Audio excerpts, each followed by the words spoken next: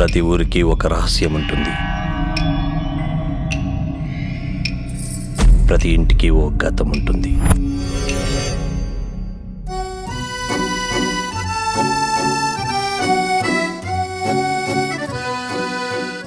ఇంకా నయ్యం గంగా సినిమాలలాగా అక్కడ దయ్యం ఉంది, అదే అందరిని చంపేస్తుందని చెప్పలేదు. ఇంట్లో దయ్యాలున్నాయే. ఎలాగెలగా పోసి నీ కామెడీ టైం తగలయ్యా.